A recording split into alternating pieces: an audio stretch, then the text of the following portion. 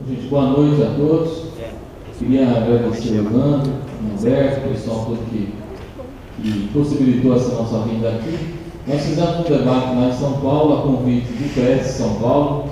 O José Augusto Viana nos convidou para uma palestra, tem um dia da semana, do mês, que eles fazem a visita sempre de um deputado, um parlamentar, para debater um assunto específico. E foi uma atividade bastante interessante lá. A gente teve a participação de representantes do estado todo, e aí surgiu a ideia de trazer esse debate aqui também regionalmente, na medida que eu moro aqui, vivo aqui, tenho a minha atuação toda aqui na região. Eu achei interessante fazer essa discussão aqui também. Lá a gente aprofundou bastante o assunto, esse projeto. É um projeto ainda embrionário, a gente queria até passar para vocês um pouco desse conceito.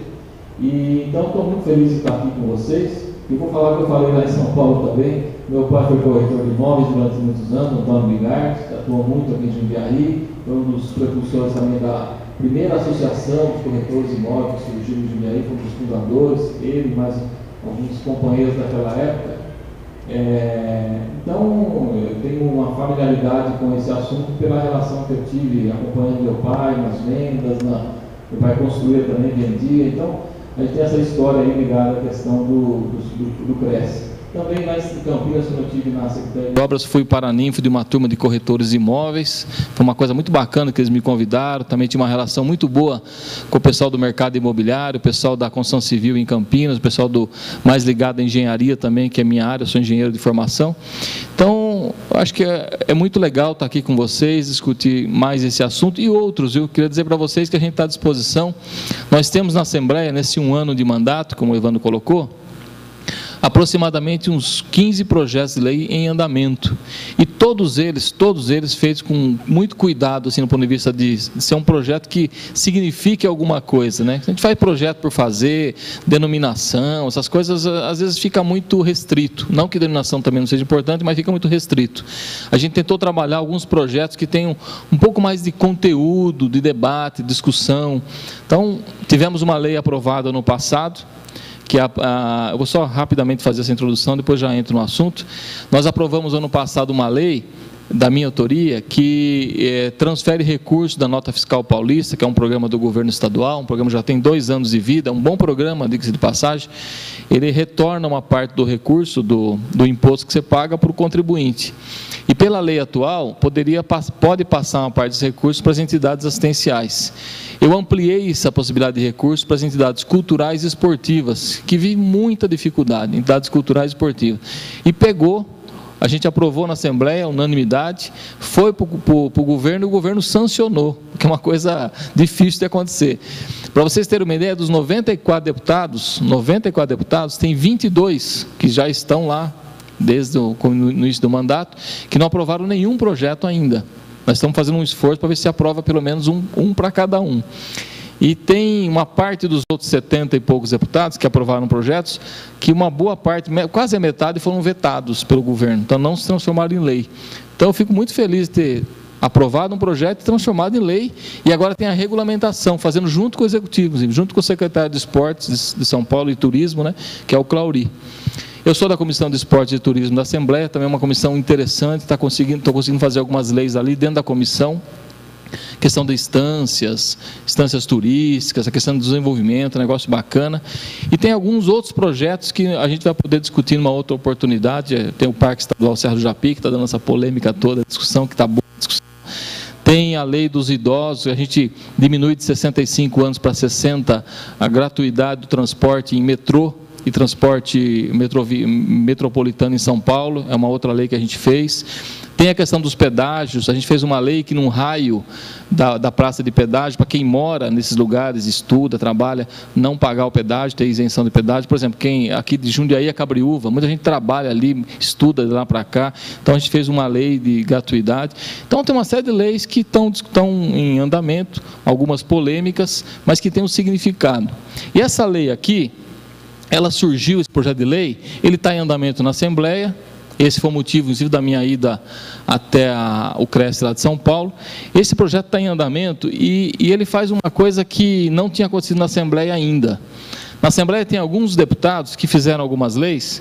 Então, por exemplo, colocar energia solar nas edificações, para ali e para lá. Então, uma lei específica de energia solar. A outra vem, reuso de água, aquela coisa do reuso de água, que é uma alternativa interessante, tem uma lei lá. E assim vai. Algumas alternativas, a própria CDHU já está usando os conjuntos habitacionais, algumas alternativas interessantes. Individualização de medições, que é outra coisa que também dá uma economia. Mas sempre leis parcializadas, sempre uma lei ou outra, tratando de um assunto ou outro. A gente tentou agrupar essas questões todas numa única lei.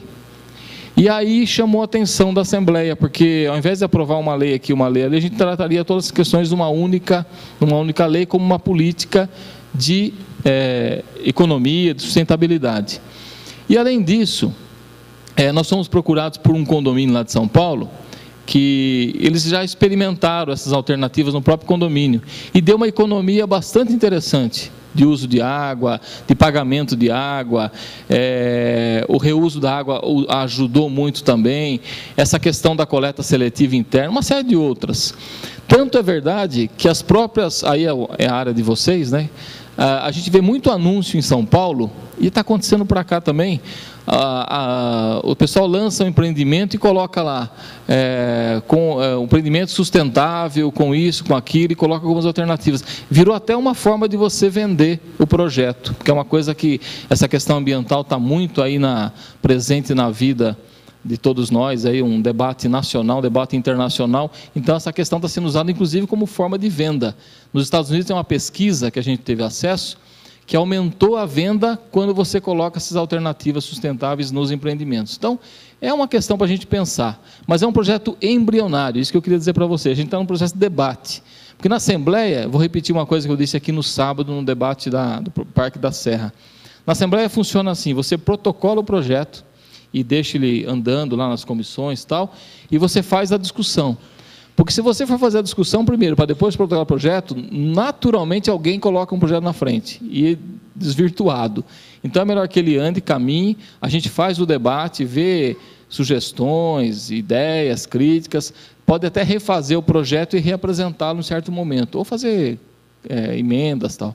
Então, esse projeto, ele tem algumas alternativas interessantes. A gente chama ele é o projeto 799 de 2009. Eu vou usar aqui, a tecnologia aqui. A ideia desse projeto, então, é que ele seja capaz de ter uma correta utilização dos recursos naturais, né, cada vez mais escassos, cada vez mais caros. Só vê a questão da água aí, como é que está. A gente tem a questão da energia solar, que ainda não tivemos um uso como deveríamos ter no país, né? Você tem tecnologias, já surgiu isso na década de 60, 50, mas ainda não está sendo usado em larga escala.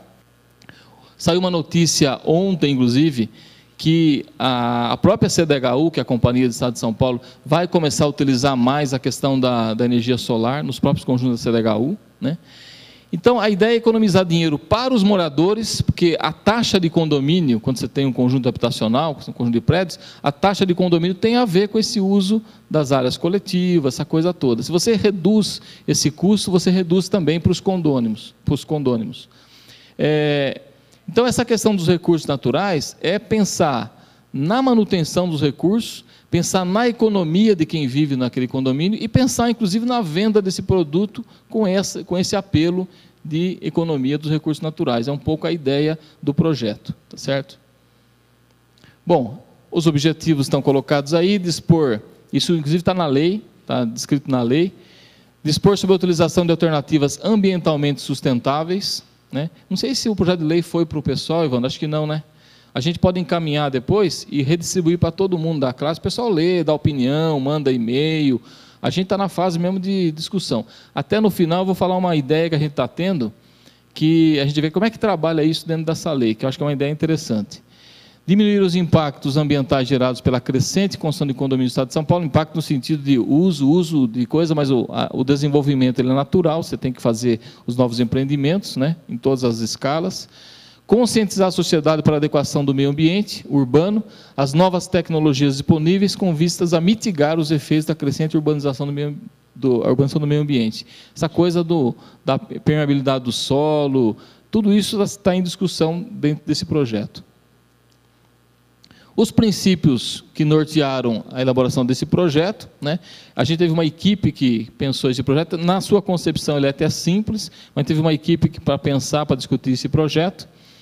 A questão do desenvolvimento sustentável, que cada vez está mais presente na cultura brasileira, na cultura da sociedade, principalmente a juventude. As novas gerações vêm com essa cultura muito forte.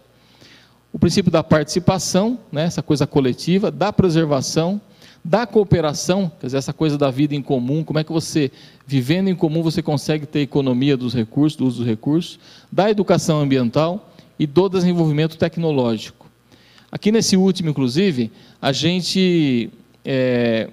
eu trabalhei com um sistema construtivo na área de engenharia, sistema de alvenaria estrutural não armada, né, de blocos cerâmicos.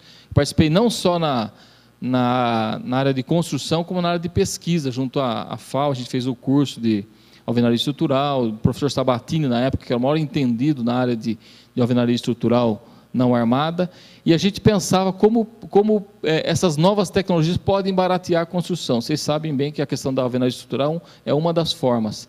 Mas a gente tem muita alternativa nessa questão tecnológica que ainda pode ser desenvolvida, pensada, utilizada. Tem uma questão cultural aqui que precisa ser vencida também, né? Então, o projeto também pensa essa questão. Tem alguns dados, olha, que da União Nacional da Construção, aí é só para ilustração, 40% dos recursos naturais extraídos são destinados à indústria da construção civil, até porque ela é muito forte, né? 50% dos resíduos urbanos, sólidos urbanos, são provenientes de construções e demolições. Aliás, aqui, ó, aquela coisa do inerte, né, do material inerte, que tem sido uma discussão das cidades, né? A destinação do material inerte, que você não tem, normalmente, locais adequados para receber esse material inerte e reaproveitamento dele. Já existe tecnologia, já existem formas de fazer isso. 50% do consumo de energia elétrica é destinado para a operação das edificações. Portanto, é uma utilização bastante significativa dos recursos naturais, aí pelos dados da União Nacional da Construção. Alguns dados dos Estados Unidos, tem algumas... Porque é muito difícil também, eu queria colocar isso, o Gabriel Bittencourt, que é o técnico que nos ajuda nessa concepção de projetos, e que conhece bem essa questão mais sustentável, de uso sustentável dos recursos naturais, a gente pesquisou muito, tem muito pouca bibliografia, muito pouco estudo, muito pouca informação sobre a utilização dessas técnicas que a gente está colocando na lei. Mas existe alguma coisa de dados dos Estados Unidos, mas muito pouca coisa ainda em termos de bibliografia no Brasil. Infelizmente, tem coisa parcializada, mas no conjunto você não consegue ter. As edificações são responsáveis por 12% do consumo de água, 39% das emissões de CO2, 65% da geração de resíduos e 71% do consumo de eletricidade. Aqui ainda falando dos dados mais gerais.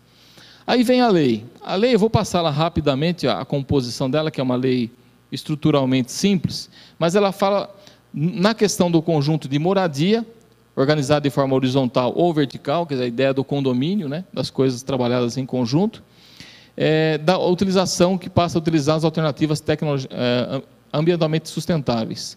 E aí vem a definição. Sistema de captação de energia solar para aquecimento de água. É uma das tecnologias que a gente apresenta. Isso tem uma lei específica dessa questão na Assembleia, mas ela é parcializada, só fala disso. Lâmpadas de alta eficiência para iluminação em áreas comuns. Uso de medidor individualizado do consumo de gás. Uso do medidor individualizado do consumo de água. Isso aqui já tem sido um avanço nos próprios conjuntos habitacionais de interesse social. Essa questão vem ganhando força. Quando você trabalha com o uso individualizado, você consegue economia. Existem informações concretas em relação a essa questão. Uso de bacias com volume de descarga reduzida, torneiras e válvulas de fechamento automático em lavatórios, favorecendo assim a menor utilização de água. Tudo isso aqui tem que ser regulamentado, tem que ter um detalhamento dessa aplicação, tá certo?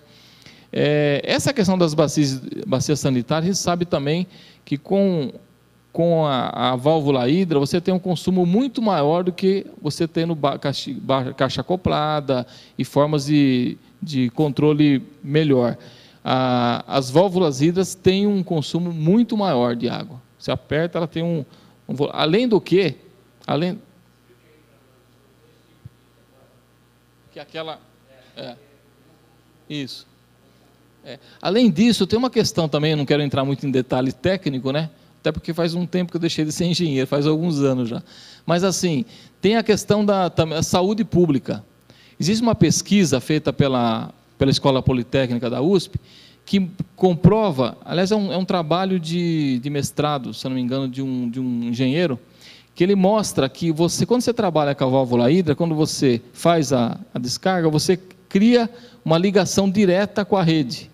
E já houve contaminação em larga escala por conta dessa ligação direta que se tem. Diferente de uma caixa acoplada, de uma caixa de descarga que você faz, ela não faz a ligação direta. A válvula consegue fazer. Então, é uma questão, inclusive, de saúde pública.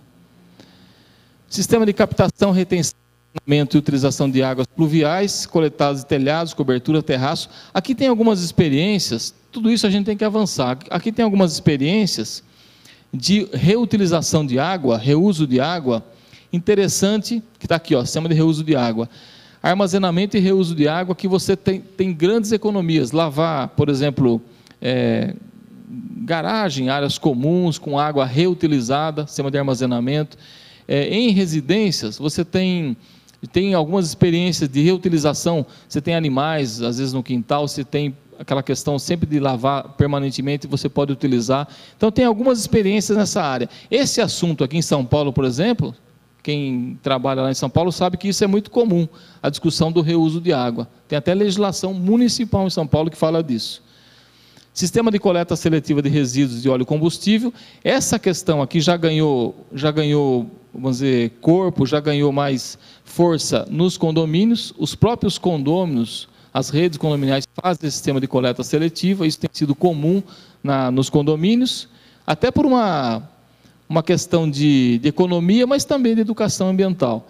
Agora, o óleo comestível é mais recente. Também aqui existem algumas experiências, isso é muito novo, né, em termos de utilização, algumas experiências de óleo comestível. Tem algumas ONGs que trabalham com a reutilização do óleo e pega aí nos condomínios, né, compra o óleo e acaba fazendo uma reutilização. Isso é um pouco mais recente. Então, a lei traz todos esses sistemas aqui, que é um conjunto de ações para a gente pensar em termos de sustentabilidade nos condomínios, tá certo?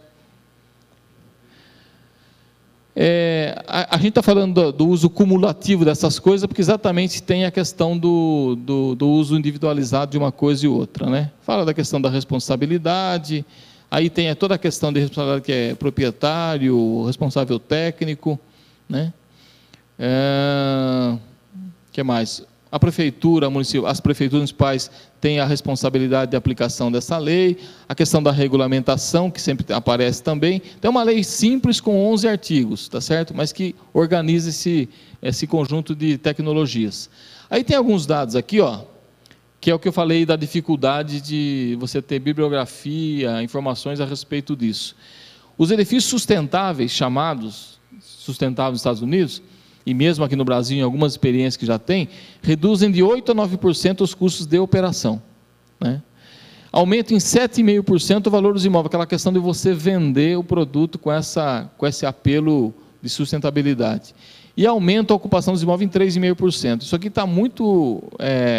É uma bibliografia ainda muito simples, precisaria avançar um pouco nessas questões, mas são alguns dados que a gente tem. A economia de água, unidades habitacionais que adotam o sistema de reuso de água, pode chegar até 90%. Eu fiz uma experiência até particular em relação a isso, eu cheguei a comentar lá no São Paulo, de reuso de água numa situação específica, e realmente dá uma economia bastante interessante, não chegou a tudo isso, mas houve uma economia bastante interessante quando se trata da questão do reuso de água. A economia de energia elétrica com implantação de painéis solares, de água, pode chegar até 40%. Isso aqui é um número que já vem há muito tempo, né, a questão da energia solar. A economia de água com implantação da medição individualizada em edifícios pode chegar a 20%. Além do que, especialmente em conjuntos habitacionais de interesse popular, você tem muita dificuldade de gerenciamento das questões. Às vezes um não paga, corta de todo mundo, essa dificuldade toda que tem de relacionamento, mas... você tem uma economia quando você faz individualização. Você apela até para a responsabilidade individual, né? A economia de água com utilização de bacia sanitária com caixa ocupado pode chegar até 50%. Isso é fato. Isso aqui é um dado também interessante.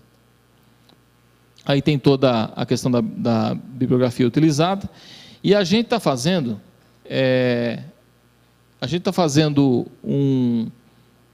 um trâmite na Assembleia em relação a essa lei, e só fizemos uma única discussão até agora, que foi o Congresso de São Paulo. A gente está fazendo essa segunda aqui agora, e a gente pretende ampliar isso com o pessoal da construção civil, e o pessoal já pediu, o pessoal do Sinduscom quer fazer uma discussão específica, e por aí afora. Essa lei já está tramitando, ela passou na Comissão de Constituição e Justiça, foi aprovada na Constituição, teve um parecer favorável e aprovada na Constituição, e agora ela caminha dentro, vai passar pela Comissão do Meio Ambiente, de Finanças e tudo mais. Estou deixando ela andar lá, como eu estou fazendo com o Parque Estadual Serra do Japi. Deixa a lei andar e a gente abre a discussão. Qual que é uma alternativa que a gente está tentando buscar? Que aí envolve uma questão de...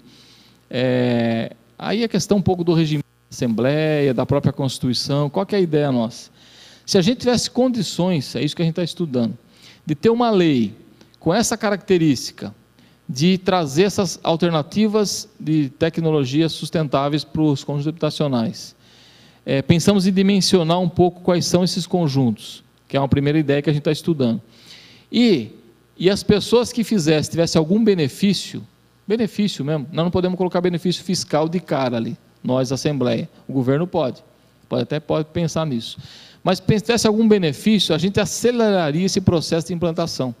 Quer dizer, você incentivaria a implantação desses condomínios a partir do benefício que a gente poderia criar. Nós estamos estudando como fazer isso, junto com nossa assessoria, a própria Assembleia, se for o caso, conversamos com o governo estadual também, porque eu acho que se tivesse um benefício, a gente acelera o processo de implantação desses conjuntos que a gente chama de ambientalmente sustentáveis. Então, um pouco a ideia que a gente está trabalhando, que é o que eu queria colocar para vocês. Então, é um processo que está andando, é um tema novo, um tema interessante, tem dificuldades, tem algumas dificuldades, claro, né? O próprio mercado tem algumas dificuldades, mas a gente tem uma expectativa de que seja discutido, aprofundado, que a gente consiga aprimorar esse projeto.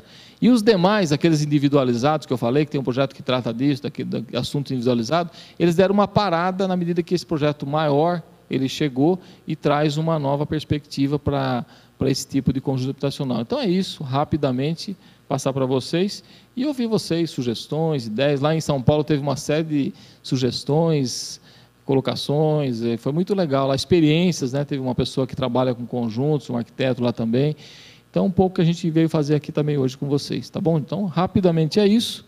Eu acho que eu esqueci de alguma coisa, mas vocês perguntando, a gente pode aqui esclarecer melhor, tá bom? Obrigado, gente.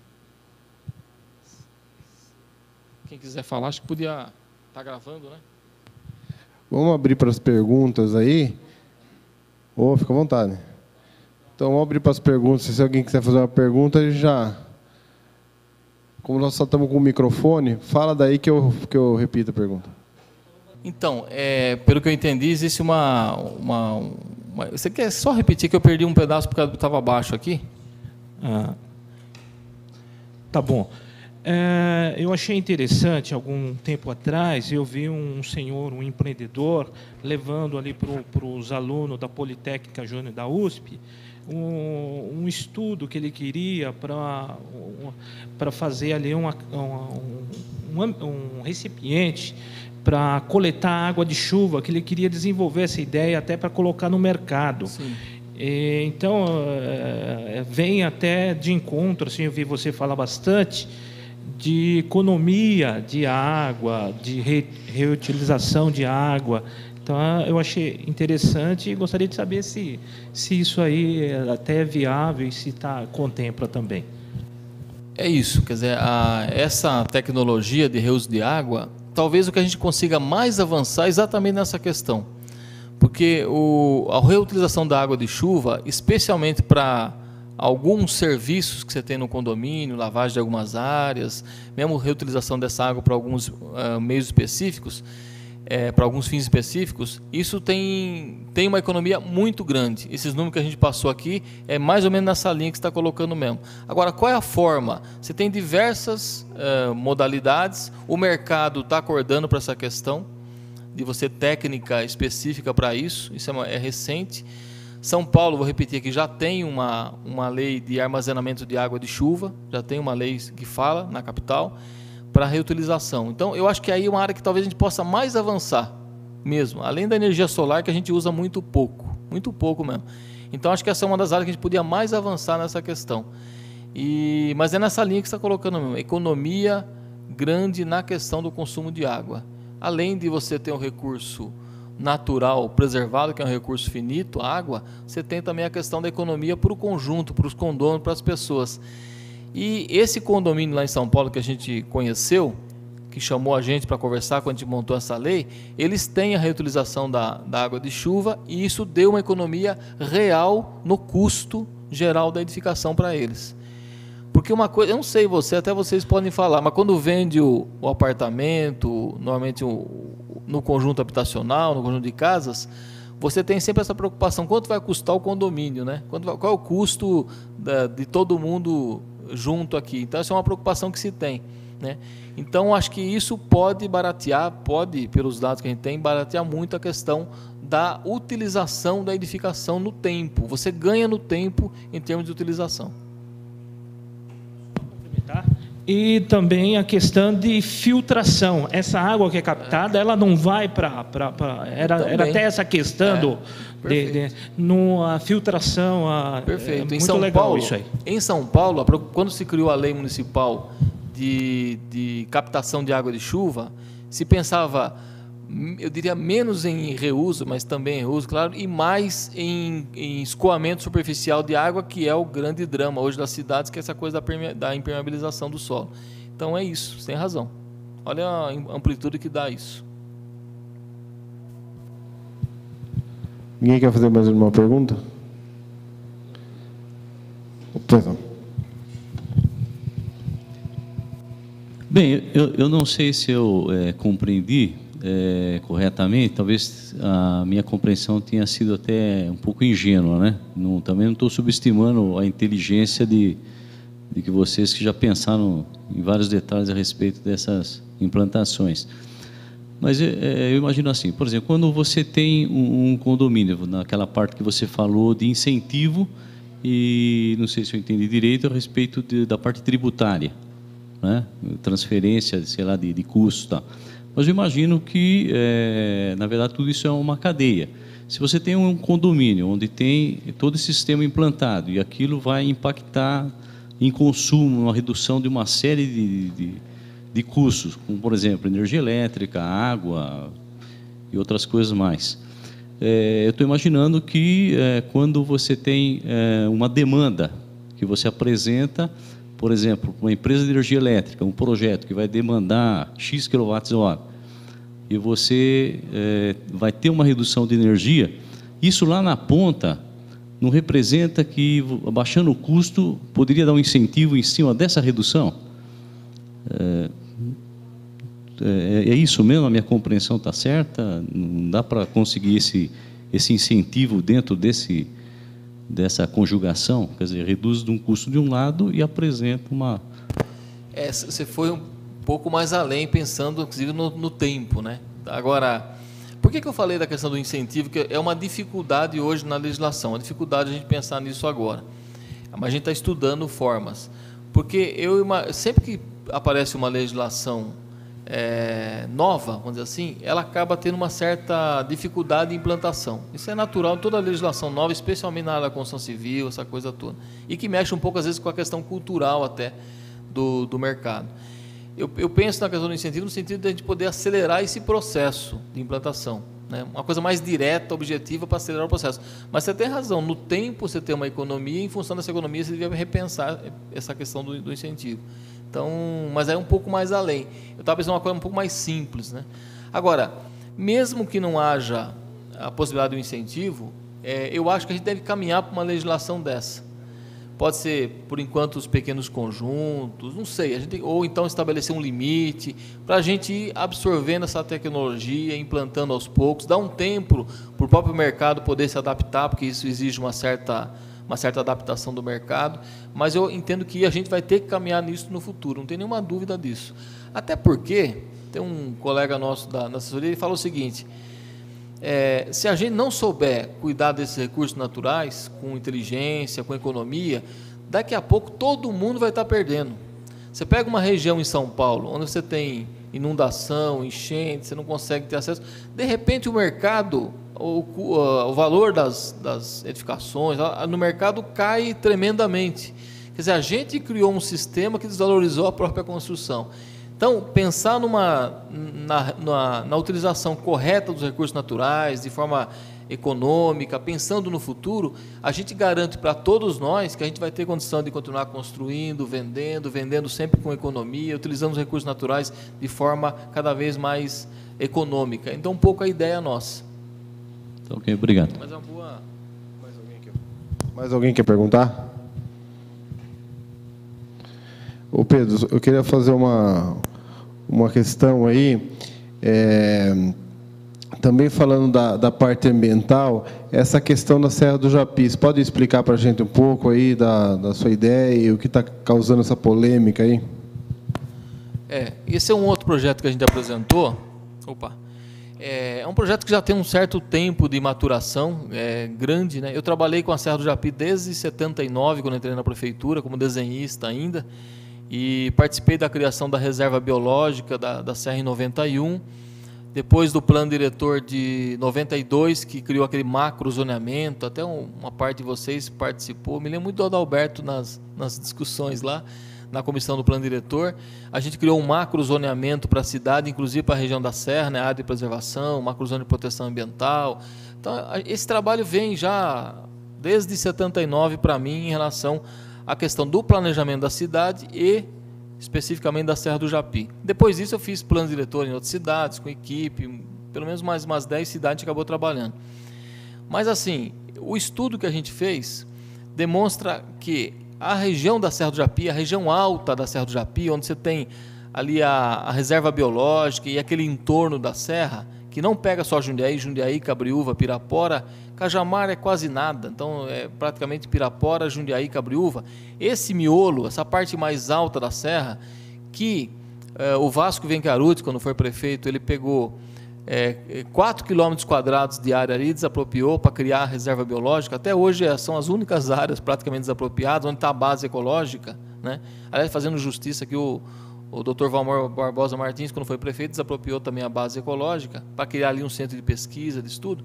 Então, aquele miolo, aquela parte mais alta, precisa, pela lei federal, que é a Lei de Unidades de Conservação Ambiental, que é a lei do SNUC, que a gente chama, o Sistema Nacional de Unidades de Conservação. Então, por essa lei, pelo projeto Biota do Estado de São Paulo, que avaliou todos os biomas, todas as áreas ambientalmente importantes do Estado de São Paulo, Cerrado, Mata Atlântica, tudo isso, esse projeto avaliou e classificou a Serra do Japi como a segunda área de maior necessidade de preservação, porque ela controla o clima, ela dá qualidade ambiental, tudo que a gente fala em Jundiaí, qualidade, meio ambiente preservado, tem a ver com a Serra do Japi. Então, o projeto Biota detectou isso, que a serra tem esse valor climático, de paisagístico, de preservação ambiental. Tudo isso ajuda a gente no desenvolvimento, na qualidade de vida e até no mercado imobiliário, na medida que a gente pode vender e dizendo, aqui nós estamos numa região que tem um patrimônio ambiental preservado. Então, em relação à lei federal, em relação ao projeto Biota, e também um projeto que foi feito recentemente, que é o plano de manejo, feito pela Prefeitura de Jundiaí, contratou um escritório, um belíssimo trabalho desse tamanho assim. É um diagnóstico que eu vi mais detalhado em todos esses 30 anos, é o diagnóstico mais detalhado que eu vi da Serra do Japi. É impressionante, ali tem, todo mundo devia ler aquilo, ali tem tudo, detalhadamente e de forma muito responsável, assim, com todas as potencialidades e as dificuldades que a serra tem. E ali está demonstrado, além do projeto Biota e da lei federal, está demonstrado que a serra, nessa área mais importante, lá no topo, ela precisa de a criação de uma unidade de conservação integral, de proteção integral, dentro da classificação federal. Isso pode ser um parque estadual, pode ser uma reserva biológica, que é um pouco menos claro como é que funciona uma reserva, ou uma estação ecológica. Então, a forma mais correta, segundo a análise que a gente fez, os estudos, contratei biólogos, analisamos tudo isso, é a criação do parque estadual. Qual é a vantagem do Parque Estadual, além de toda essa concepção técnica e legal? Você tem, os 3 municípios vão ter uma única legislação, porque hoje cada um trata, tirando a APA, né, mas cada um tem uma legislação municipal. Então, uma única legislação. Segundo, o Estado vai ser obrigado a participar dessa gestão, com toda a parte de infraestrutura, porque é um parque estadual como são os outros 26 parques do Estado de São Paulo. Então, o Estado vai participar também, porque as prefeituras têm dificuldade. Só para vocês terem uma ideia, a prefeitura mais rica da região, que é Jundiaí, que tem um orçamento de 1 bilhão e 100 milhões para esse ano, desde 91 até hoje, 19 anos, desapropriou uma única área na reserva biológica, uma área pequena lá. Tem gente pedindo para desapropriar, que não consegue fazer nada com o terreno, fica lá preso. Uma única área em 19 anos. Então, as prefeituras têm dificuldade. O Estado tem verba orçamentária aprovada na Assembleia todo ano, que permite uma maior integração. E aquele miolo, aquela área mais alta da serra, tem que ser com uma área pública, porque a área particular, o restante, toda a volta, pode continuar com uma área particular, o uso sustentável, tudo isso. Mas aquele miolo na parte mais alta, se a gente não preservar aquele como área pública, nós corremos o risco de perder o patrimônio Serra do Japi. Vou dar alguns dados para vocês, para não me alongar muito. De 2007 para 2008, nós tivemos o dobro de animais que desceram a serra, o dobro, apreendidos pela mata ciliar, o dobro. Esses animais, pela disposição que nós tivemos ontem, alguns tipos de animais que são da serra, quando chega na mata ciliar, 90% deles morrem, porque quando eles saem do habitat natural dele, quando tem uma influência estranha, eles não conseguem, eles têm um estresse, até a técnica explicou ontem, que aquilo afeta o organismo dele, ele morre, 90% morre, isso em algumas espécies, e tem outros percentuais. Além disso, você tem problema de saneamento. O relatório, o plano de manejo mostra como estão as fossas sépticas que enchem, que vai para o recurso hídrico, que contamina. Pela lei do tombamento, que não tem mais hoje, gente, o professor Aziz sabe que veio aqui e foi um dos maiores responsáveis pela preservação da serra pela lei de tombamento de 83, sempre disse isso, defendia a lei de tombamento, só que hoje, pela atualidade da legislação federal e estadual, não existe mais lei de tombamento para patrimônio ambiental, só o que tinha antes permaneceu, mas ela não tem uma definição na lei. Então, essa coisa do tombamento, ficar como área tombada, isso não existe mais. Ou é proteção integral, ou é uso sustentável, ou é APA, ou é reserva, ou é parque, mas é alguma coisa, não pode ficar como área tombada. Então, com todo o respeito que eu tenho mesmo, é um dos maiores, vamos dizer que, responsáveis pela preservação da serra, além da atuação do Poder Público Municipal, de todos os prefeitos que passaram, os técnicos, os próprios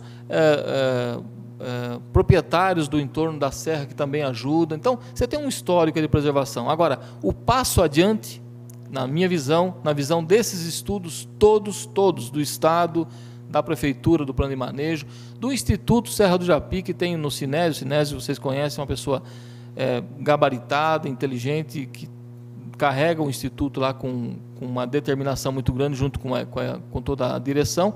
O próprio Instituto, o ano passado, propôs a criação do Parque Estadual Serra do Japi, pelos estudos todos que foram feitos. Então, eu sinto que agora existe uma disputa, mas que cai um pouco no campo político, infelizmente. E eu venho batalhando nisso desde 2004.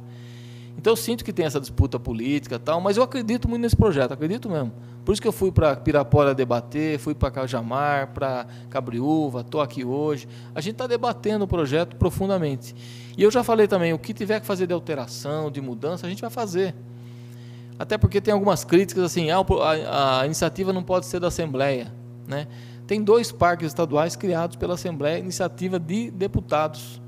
A APA de Jundiaí foi criada pelo deputado Randall Juliano, de Jundiaí, que foi deputado na década de 80, e que criou a APA de Jundiaí, uma unidade de conservação.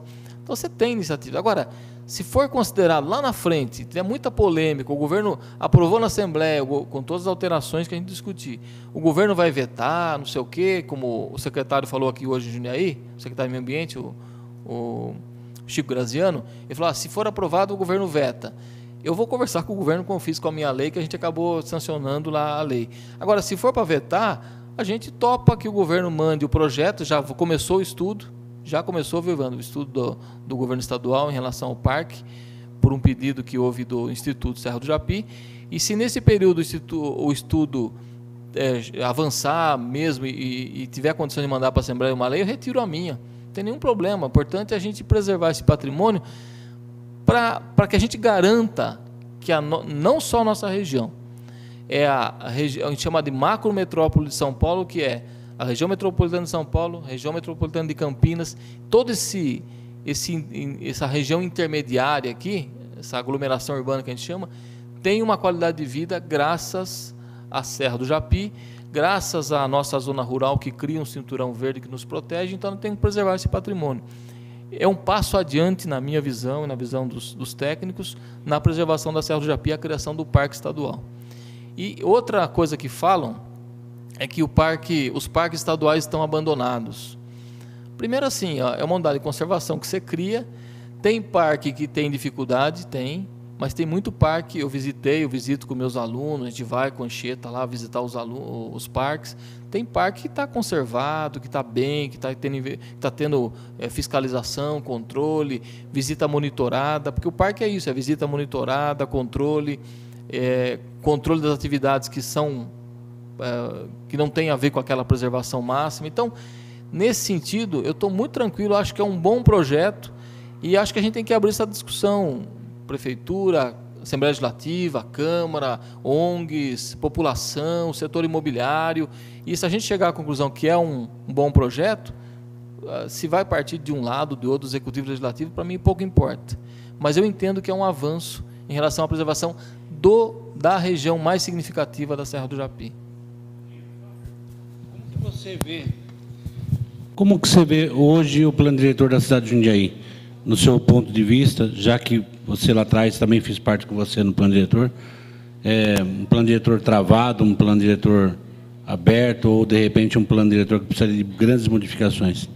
Olha, eu vou, até por responsabilidade técnica aqui, como uma pessoa que trabalhou com plano e também com uma responsabilidade política, para não fazer nenhum jogo político, nada, eu vejo assim, depois que eu saí da Prefeitura de Jundiaí, eu fui trabalhar em Campinas, 2 anos e meio, aquela coisa que eu fui secretário de obras, diretor de planejamento. Lá a gente fez algumas leis, o Código de Obras, a revisão do zoneamento, a gente fez algumas leis, mas é muito complicado lá, a cidade de Campinas, em termos de legislação. Mesmo assim, a gente conseguiu dar um ritmo mais interessante lá. Tanto é que eu virei secretário de obras por iniciativa do Cresce, da Associação de Engenheiros, IAB, Sinduscom. Esse povo pediu para que eu fosse secretário de obras, porque eu era uma pessoa estranha em Campinas, né? Eu era um estrangeiro lá. Então a gente conseguiu dar um avanço lá. Mas eu acho que a grande experiência que eu tive não foi lá, foi depois, que a gente fez planos diretores em algumas cidades, Hortolândia, Caieiras, Várzea Paulista, Amparo, Porto Feliz, Guarulhos. Eu fiz uma análise do plano diretor de Guarulhos, que é uma cidade completamente maluca, enorme, 1.300.000 habitantes. Então, eu fiz algumas experiências pós-prefeitura que me ajudaram muito a me atualizar, vamos dizer assim. E de 2 anos para cá, eu parei com isso por conta da política, assumi o mandato, essa coisa toda. E aí, em relação a Jundiaí, eu perdi um pouco o detalhamento, porque eu sabia detalhe de tudo, assim, aquela coisa, porque eu vivia ali dando certidão de uso do solo, estudando ali na Secretaria de Planejamento e tal. Então, eu era obrigado, como os outros técnicos sabem, o pessoal que está lá, saber detalhes do plano, né, cada coisinha, né? Então, esse detalhamento eu não tenho esse conhecimento detalhado. Então, eu não consigo nem opinar muito sobre detalhes. Agora, na concepção geral, eu vejo assim, o zoneamento, que é vamos dizer, o coração do plano, né, o zoneamento, ele, hoje em dia, ele trabalha muito com... sai daquela questão assim, aqui pode e aqui não pode. Isso a gente tem batido já há algum tempo. Porque essa coisa de você pode aqui, não pode ali, muitas vezes você inviabiliza um empreendimento que poderia num lugar que seria interessante e você autoriza num lugar que não é adequado, só por conta de questão geográfica. Coisa de zona 1, zona 2, aquela coisa. Eu repito, não sei como é que está o detalhamento de Jundiaí, estou com uma questão mais conceitual. Agora, o que a gente caminha cada vez mais? Para você estabelecer critérios. Olha, você pode se instalar na zona urbana, desde que você tenha os seguintes critérios, tal. Atender esses critérios, você pode instalar aqui e ali, porque você cria mais heterogeneidade nos usos. Eles acabam se juntando mais, senão você faz aquela velha história, habitação aqui, indústria ali. Indústria, quando é grande, incômoda, ela tem que realmente ter seu setor industrial, mas pequena indústria média, tal, comércio aqui, você faz toda essa segmentação, e isso acaba criando um problema nas cidades. Então, você conviver um pouco mais. Eu me lembro que a gente apresentou na época do plano diretor, que virou lei, né, aquela ideia das vilas, né, que aconteceu muito em Jundiaí, né, as vilas, conjunto de edificações em condomínio pequeno, um condomíniozinho pequeno, que não atrapalha a cidade, isso pegou. Atende baixa renda, alta renda, média, você atende todo mundo. Lá em Campinas foi mais difícil aprovar isso, mas aprovamos lá também. Então, acho que nós temos que atualizar um pouco mais, avançar. Mas eu confesso a você que eu tenho um pouco de detalhe. Essa mudança do plano diretor que está sendo proposta, eu peguei, até por um dever de ofício, eu estou estudando cada caso. Peguei o mapa atual, o mapa proposto, fui na audiência e estou estudando cada caso que está sendo ressetorizado para entender qual é a lógica, né? Mas eu acho que a gente poderia avançar um pouco mais nesse critério, nesse conceito, né? Agora, eu sei que não é fácil fazer plano diretor, mas a gente tem que ouvir muitos segmentos também. O pessoal que vive o problema, que tá ali no dia a dia. Eu falo que essa participação não é só uma questão ideológica, de formação. Não. Quando você traz essa informação, você alimenta a tua informação para fazer a lei. Eu me lembro que lá em Hortolândia, a gente fez um debate com o setor industrial, lá na IBM, dentro da IBM, juntou todo o povo do setor industrial e fizemos um debate específico com o pessoal da indústria. Pegamos o pessoal da construção civil, fizemos um debate sobre o zoneamento específico de parcelamento do solo. E assim vai. Você traz informação, você alimenta o processo. Então, eu sinto o processo um pouco fechado demais em Jundiaí. Poderia ser mais aberto, ter mais participação, mais envolvimento dos profissionais. Essa é a minha visão também. Mas eu queria deixar aqui, ontem nós fizemos uma reunião, eu, Carbol, aí, a Associação dos Corretores, o CRES, tudo, e eu chamei a atenção, inclusive, do Carbol, né, falo aqui também para os corretores, que nós, corretores, temos que nos unir mais, para poder estudar melhor esse plano diretor da cidade, se discutir o plano diretor pelo corretor também, não só muitas vezes pelo engenheiro, pelas consultoras. Hoje a entidade PROEMP está estudando, vai apresentar um projeto, como a IAB vai apresentar um projeto, a Associação dos Engenheiros, e os corretores, de repente, a gente não está apresentando nenhum projeto, ou não fez parte do estudo, eu represento os corretores lá no plano diretor, mas, infelizmente, os corretores são um pouco difíceis a gente juntar eles, até essa casa iria estar cheia hoje para a gente poder estar discutindo esse assunto. Mas é um assunto polêmico, sim, e a gente tem que procurar nos encontrar mais para poder discutir o plano diretor, outros assuntos relevantes como esse, que é o futuro da nossa profissão. A gente está saindo um pouquinho aqui, mas tudo tem que ser discutido. Eu me lembro que no plano diretor de 91, 92 que a gente fazia, teve uma reunião na Astra, na empresa Astra. Eu lembro. Que a gente conseguiu reunir ali todo o empresariado mais envolvido, talvez algum de vocês estivessem lá naquele momento, mais envolvido com a questão do mercado imobiliário, do desenvolvimento urbano, essa coisa. Foi uma reunião de alto nível, e dali surgiu a PROEMP, inclusive. A PROEMP saiu daquele o Sérgio Del Porto, na época que estava... Então, ali, foi um debate, a gente reuniu o mercado imobiliário. A PROEMP nasceu ali. E fizemos debates na comissão do plano diretor sobre agricultura, específica agricultura. Teve um debate que o Antônio Araújo Vieira deu uma aula para a gente sobre a questão da agricultura na nossa região. Fizemos um debate sobre a questão ambiental naquela época, falamos da Serra. Temos um trabalho do Pedro Tadei, que até hoje é um trabalho referencial na questão ambiental do município, que é o que originou a criação da APA naquele período. Então, a gente fez debates profundos sempre sobre temas, e é legítimo, cada um que vive a cidade participa, constrói a cidade para discutir e colocar as suas opiniões. É legítimo isso. Obrigado. Mais alguma pergunta?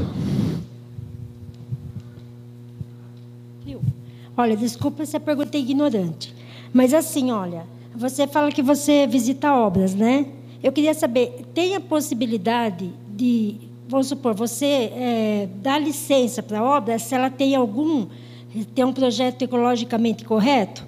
Tipo assim, tem questão solar, questão realmente já separado, né? A água, tem isso, existe isso. Porque que nem a carne, se você tem que comprar, tem que ser procedente, não pode ser de área desmatada, o pessoal está fazendo por onde? Agora, e as residências, os imóveis, tem como? Então, a gente colocou na lei, boa pergunta, a gente colocou na lei porque a lei tem que pensar no seu conceito e na sua aplicabilidade. E também em sanções, porque a lei tem esse conjunto, esse tripé. E na questão da fiscalização, como essa questão de construção está muito vinculada ao município, né? Hoje, cada vez mais, é uma descentralização dessa questão da construção da cidade, né? da urbanização, a gente coloca na lei, num dos artigos ali que eu passei muito rápido, que as prefeituras farão essa fiscalização e, na hora da aprovação, farão a verificação, né, daqueles conceitos, se eles estão embutidos ou não no projeto. Então, está no projeto de lei e que precisa de uma regulamentação, claro. Mas a gente joga isso como responsabilidade das prefeituras, que, em última instância, é que tem aprovados os conjuntos habitacionais, que passam, às vezes, pelo GRAPOAB, aquela coisa toda, mas que termina a aprovação na prefeitura. A pergunta é boa.